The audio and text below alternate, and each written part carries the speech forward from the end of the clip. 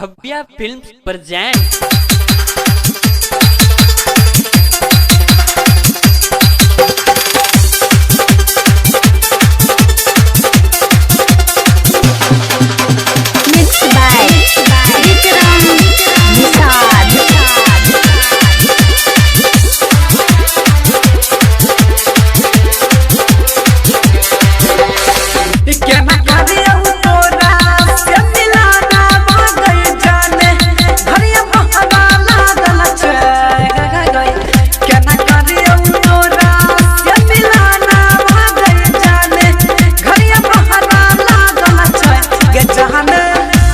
जहने जब से मिला ना तोरा से नजर रे गए जाने प्यार के पहरा लागल छै गे जहने जब से मिला ना तोरा से नजर रे गए जाने प्यार के पहरा लागल छै।